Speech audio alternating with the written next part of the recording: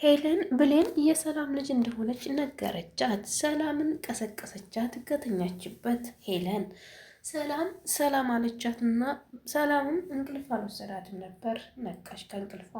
ከዛም ብሌን ልጅሽ ናት፣ ሰላም ግን እስከ ዛሬ ለምን አላስተወልሽም?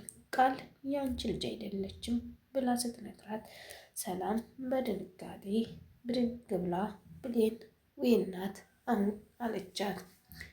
በኃይሉና ቃል ተሰማርተው እየሰሩብሽ እንደሆነ እስከ ዛሬ ያልገባሽ ለምንድን ነው ብላ ጠየቀቻት። እኔማ የተደበቀ ምስጢር እንዳለ ይገባኛል፣ ግን እስከ ዛሬ ወረዳው እስከሚወጣ ዝም ብዬ ላሳልፍ ብዬ ነበር። ሄለን የምታወሪው ወሬ እውነትሽን ነው አለቻት። እሷም አዎ እውነቴን ነው፣ ያንቺ ልጅ አይደለችም እና ከዚህ በኋላ ልጅሽ ብሌን ናት። ብሌን ልጅሽን ተንከባከቢያት፣ ድረሽላት። ባህሉና ቃል ሊገሏት ይችላሉ ያንቺ ልጅ መሆኗን ካወቁ። እናም አሁን ልጅሽ መሆንሽን በእነሱ ፊት እንዳታሳውቂ፣ እነሱን በህግ ካስያሽ በኋላ ያንቺ ልጅ እንደሆነች ብሌንን ንገሪያት። ከዛ ያንቺ ልጅ መሆኗን ስታውቅ ምን እንደሚሰማት እኔ አውቃለሁ። ብሌን ራሷ ቃል ያንቺ ልጅ እንዳልሆነ ታውቃለች፣ ግን ይገሉኛል ብላ ነው እስከ ዛሬ ያልነገረችሽ። ለአንቺ ለመንገር ብዙውን ጊዜ ትፈልጋለች፣ ግን የቃልና የባህሉ ክፋት ስለታያት ለአንቺ መንገር አቃታት። ብሌን ራሷን እየቀጣች ነው። ሰላምን እያወቅኩ እያስጎዳኋት ነው።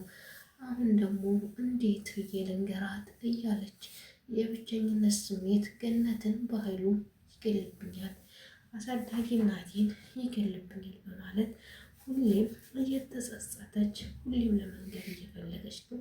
መንገድ ያቃታት ለዛ ነው አለቻት። የገነት ጓደኛ ጎረቤቷ ደግሞ አካሳሪ ሆናለች። ከገነት ወሬ እየወሰደች በገንዘብ ምክንያት ለበኃይሉ ትናገር ይዛለች። በኃይሉ ደግሞ እሷ ያለችውን ሁሉ ይቀበላል። እንግዲህ አሁን ላይ ሄለን ጉዱን አወጣችሁ። ሐኪም ግን በኃይሉ አይለቃትም። እንድታው በኃይሉ መቼም ቢሆን እንደማይለቃት እርግጠኛ ነኝ። በኃይሉ አሁን ላይ ሄለንንም ሆነ ብሌን አይለቃቸውም። እንኳን አይደለም እነሱን ገነትን አይለቃትም። እንደምታዩት ሄለን ሄዳ ሰላም እናትሽ ናት ሄለን ብላ ለብሌን ነገረቻት። ብሌንም ደነገጠች። እንዴ ሰላም እንዴት የኔ እናት ሆነች አለች። በኃይሉና ቃል የሚጠሩሽ በምን ምክንያት እንደው አታውቂም አለቻት። አይ አላውቅም፣ እንደሚጠሉኝ ብቻ እንጂ የማውቀው እኔ የብሌን ልጅ ስለሆንኩ ብቻ የጠሉኝ አልመሰለኝም። እኔ ብሌን የሰላም ልጅ በሆን ታዲያ እኔ ምን አስጠላቸው? እኔ እናቴ እንደሆነች አላውቅም፣ እንዴት ሊጠሉ ቻሉ ብላ ሰላም ብሌንም ሄለንን ትጠይቃት ያዘች። ያወቀችብን እንደው የኛ እህታችን እህቴ ብሌን የሷ ልጅ መሆኗን ታወቀኝ። ብሌን ደግሞ ይህን ስላሰቃየኋት ያን ነገር ትነግርብኛለች በሚል ሁኔታ ነው አላች። ብሌን ግን ማመን አቅቷታል። ሰላም የኔ እናት በእውነት ይሄ ጉድ ትክክል ነው እያለች አሁንም ሄለንን ትጋፈጣት ያዘኝ። ሄለንም ትክክለኛ እናትሽ እንግዲህ ሰላም ናት፣ ተፈለግሽ እናቴ በያት፣ ካልፈለግሽ ደግሞ ታያት አለቻትና ሄደች። በኃይሉ ደነገጠ። የሰለሞን ሚስት ገነት ናት ስትለው ያቺ የገነት ጓደኛ በኃይሉ ደነገጠ። እንዴ ገነትማ ባሏን ገዳይ መሆኔን ካስተዋለኝ ታስይዘኛለች ብሎ ገነትን ሊያስገድል አሁን ሰው እየጠራና ጋርድ እየቀጠረባት ነው። ገነትን ፈጣሪ ይድረስላት። እኔ በጣም ያሳዘነች ነገር ዳጊ አባቱን የገደለው በኃይሉ እንደሆነ ሲያውቅ በኋላ ምን ይሆናል? በኃይሉ ደግሞ ሆኖም እናቱን ሊገልበት የተነሳሳ እንደሆን ቢያውቅ ምን ይሆን? በጣም ያሳዝናል። አንዳንድ ህይወቶች ብዙ ውጣ ውረዶችን ያስከትላሉ፣ ግን ለኸይርና ለበጎ ነው። የበኃይሉ ጭካኔ እዚህ ድረስ ነው። በኃይሉ አሁን ላይ ከገነት ራስ ላይ አልወርድ አለ። ገነትም ራሷን መቆጣጠር እያቃታት ነው። አሁን ላይ የባሌን ገዳይ አወቅኩት፣ የባሌን ገዳይ አገኘሁት፣ እኔ ምን ላደርግ ብላ ለጎረቤቷ አታዋያት። ጎረቤቷ ግን ገንዘብ አምኞታል። ለገዳው ለገደለው ነገረችባት። ሰላምስ ምን ፈጥማ ይሆን?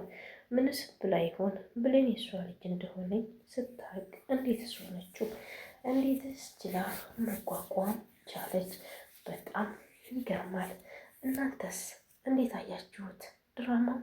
እኔ መቼም አደራ ድራማ በጣም አስተማሪ ድራማ እንደው ይታየኛል። እናንተስ እየተከታተላችሁ ነው?